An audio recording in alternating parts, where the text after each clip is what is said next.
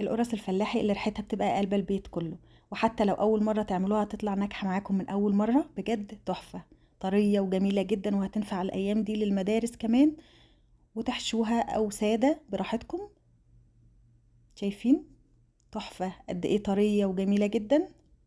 بس قبل ما نبتدي الفيديو، لو اول مره تشوفوني انا اسمي غايه، ما تنسوش تشتركوا في القناه ولايك وشير لو عجبكم الفيديو. ويلا نسمي الله ونصلي على الرسول عليه افضل الصلاه والسلام، وتعالوا نشوف عملنا القرص الجميله دي ازاي.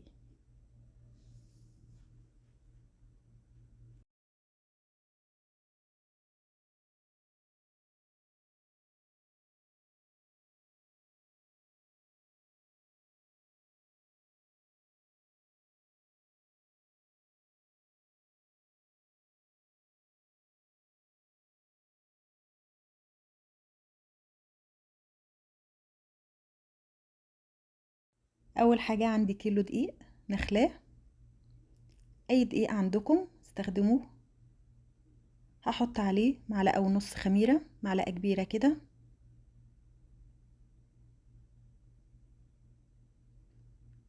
بعد كده هحط معلقه بيكنج باودر، وهحط 5 معالق سكر، 5 معالق كبار كده مليانين، ونص معلقه ملح. بالنسبه لي السكر كان كويس جدا كده، لو حابين تقللوا براحتكم. بعد كده هقلب المواد الجافه مع بعض كده. عندي بقى كوباية زبدة على زيت، عاملة ميكس كده ما بين زبدة وزيت. ممكن تستخدموا سمنة وزيت براحتكم اللي متوفر عندكم. انا بس مدوبة الزبدة على النار كده. وبعد كده هقلب الزبدة في الدقيق كده لما الدقيق يتغلف معايا. ولو حابين تحطوا سمسم في العجينة حطوا معلقتين او 3 براحتكم، حسب انتوا حابين ايه. انا عملتها من غير سمسم، لو انتوا حابين براحتكم. هقلب كده مع السمنة، الدقيق مع السمنة كده او الزبدة، ايا كان انتوا هتحطوا ايه.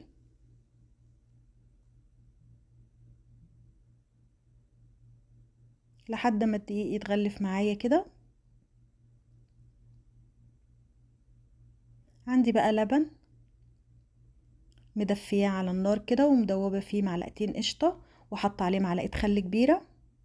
وده اللي انا هعجن بيه. ممكن تعجنه بزبادي، ممكن تعجنه بلبن رايب، ممكن لو لبن قطع عندكم تعجنوا بيه براحتكم اللي متوفر. ممكن تعجنوا بلبن ومية براحتكم خالص. انا الكيلو الدقيق خد مني كوبايتين لبن بنفس الكوباية اللي انا حاطة بيها الزبدة. طبعا ده بيختلف على حسب الدقيق، ممكن يقل معاكم شوية او يزيد معاكم شوية. وهفضل اعجن كده، وكل ما تحتاج سوائل هحط لها. طبعا بنحط السوائل بالتدريج، ما بنحطش كلها مرة واحدة. زي ما انتوا شايفين كده، كل ما تحتاج مني بحط. وهفضل اعجن فيها كده شوية لحد ما العجينة تلم معايا. هي ابتدت تتلم اهي.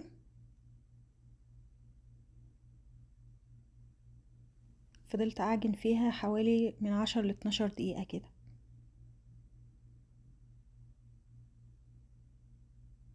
شايفين اهي بقت طرية خالص ما شاء الله، حلوة جدا كده.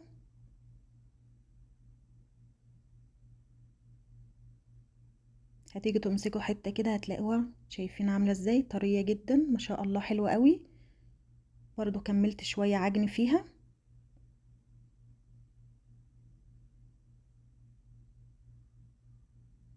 لحد ما تبقى عندي كده بالشكل ده كده. هسيبها بقى ترتاح، انا سبتها حوالي ساعة. هغطيها بقى واسيبها في مكان دافي. هغطيها وهحط عليها برضو فوطة تقيلة كده عشان تخمر بسرعة. بعد كده بقى هعمل العجوة. عندي حتة عجوة كده عملتها بحتة زبدة، وقمت مكوراها وعاملاها زي ما انتوا شايفين كده عشان تبقى سهلة معايا وانا بحشيها. فردتها بالشكل ده كده. ودي شكل العجينة بعد ما خمرت اهي ما شاء الله، حلوة جدا. هفرغ منها الهوا كده. هكور بقى العجينة كده بالشكل ده كده. بعملها كده بايدي وبتطلع معايا الكورة بالشكل ده كده. او ممكن تقطعوها بالقطاعة او بسكينة، الطريقة الافضل ليكم اعملوا بيها. وهبتدي اكورها بالشكل ده كده، بس كانت افضل ليا واسرع الطريقة اللي هي دي اللي هي بعمل كده وبتطلع لي كل الكور نفس الحجم بالشكل ده كده. وطبعا اعملوا بقى على قد انتوا حابين القرصة قد ايه، كبيرة صغيرة براحتكم، تقدروا تتحكموا فيها زي ما انتوا حابين. وعملت كل الكمية العجين بنفس الشكل كده.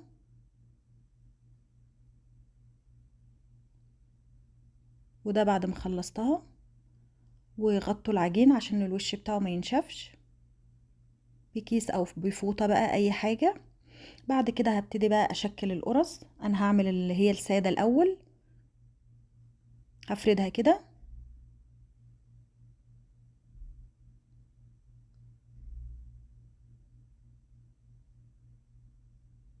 حلوة قوي كده وسمكها حلو. عندي بقى الصينية مدهونة، هحط عليها القرص، دهنها دهنة زيت خفيفة خالص كده. وهبتدي اعمل كل القرص اللي انا هعملها اللي هي السادة بنفس الشكل كده اهي.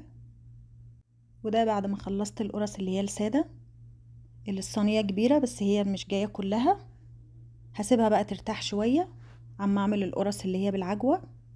عندي بقى القرصة هقلب الحتة الناعمة، هخلي وشها تحت وهفرد من الناحية التانية دي زي ما انتوا شايفين كده، عشان الناحية الناعمة تبقى هي في الوش. هفردها كده بالشكل ده وهحط العجوة وابتدي اقفل عليها كويس كده، وهلمها كده بالشكل ده. وبعد كده شايفين هاجي اقلب القرصة هلاقي بقى الناحية الناعمة تحت، وهفردها كده بالشكل ده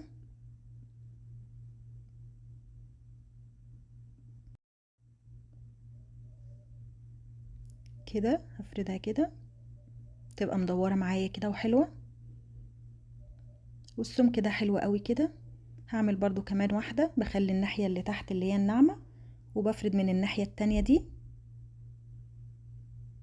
وبحط العجوة وببتدي اقفل عليها بالشكل ده. وهعمل كل الكمية اللي انا هحشيها بنفس الشكل كده. انا عملت النص بالعجوة ونص سادة.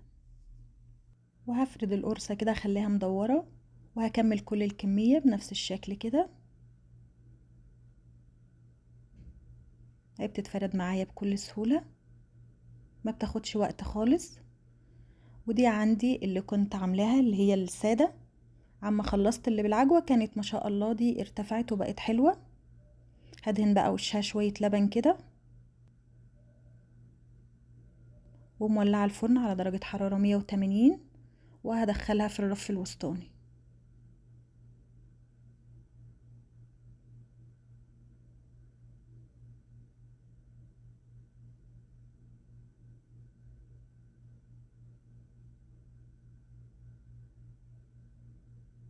واما ادهن وشها كلها هدخلها الفرن.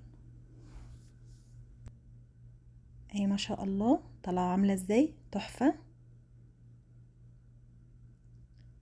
القرص بقى اول ما تطلعوها من الفرن غطوها على طول وهي سخنة عشان تفضل طرية. شايفين ما شاء الله قبة ازاي وحلوة تحفة، ريحتها بتبقى قلب البيت بجد، جميلة جدا. هي كانت سخنة قوي كنتش عارفة امسكها. شايفين ما شاء الله حلوة جدا.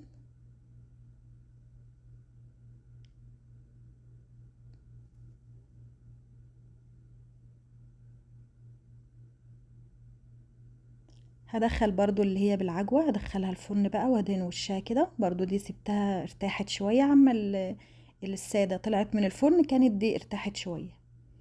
هدهن وشها برضو شوية لبن كده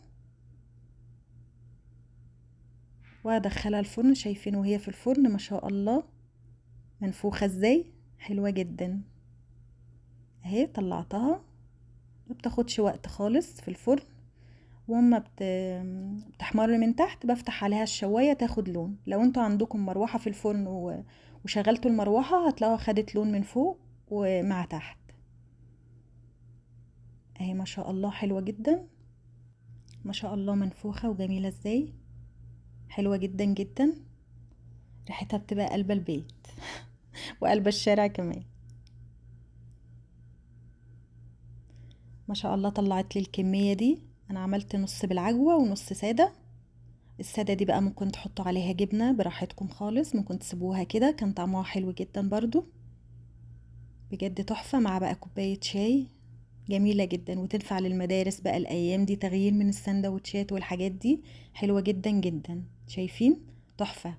وعشان القرص تفضل طرية معاكم كده وحلوة، أول ما تخرج من الفرن غطوها بحاجة كده وسيبوها متغطية شوية عشان تبقى طرية معاكم.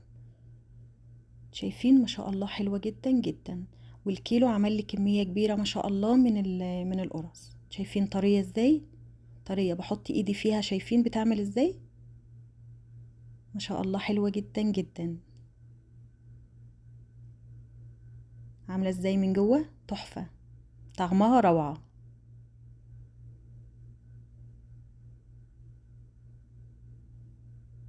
دي اللي بالعجوة،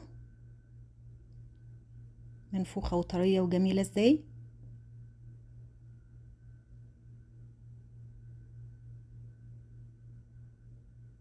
ما شاء الله جميلة جدا.